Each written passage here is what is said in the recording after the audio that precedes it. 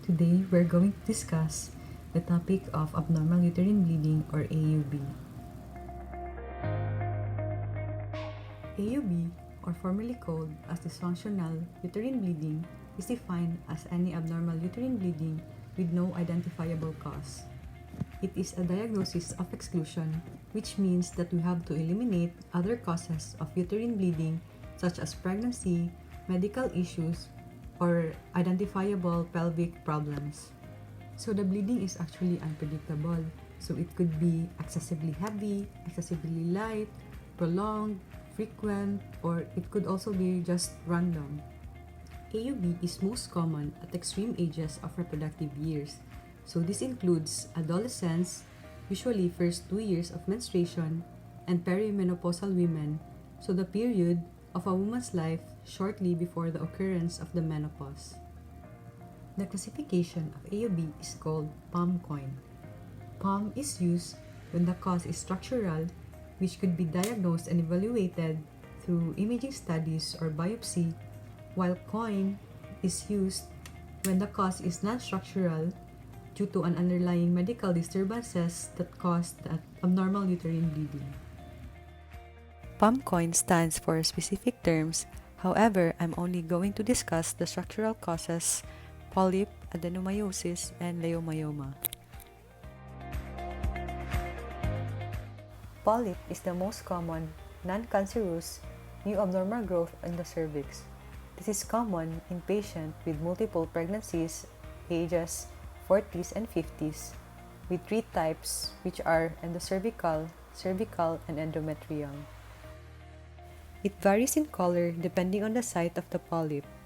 Many endocervical polyps are recognized for the first time during a routine speculum exam, while endometrial polyp may be discovered by vaginal ultrasound. Classic symptoms of endocervical polyp is bleeding between menses, while endometrial polyp is heavy and prolonged bleeding. Note that majority of polyps are asymptomatic.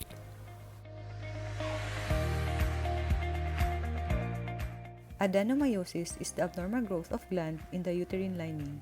This disease is common with over 50% of women are asymptomatic or have a minor symptoms that do not annoy them enough to seek medical care. Classical symptoms include prolonged or heavy bleeding and painful menstruation, common in women ages 30s to 50s. The disease is associated with women with increased numbers of pregnancy. Ultrasound and MRI are both useful to differentiate adenomyosis and myoma. However, MRI is more specific. The best management includes the removal of the uterus.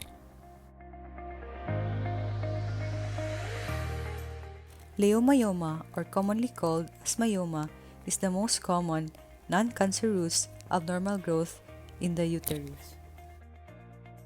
Risk factors include increased age, early start of menstruation, low total number of pregnancy, tamoxifen use, obesity, and high-fat diet.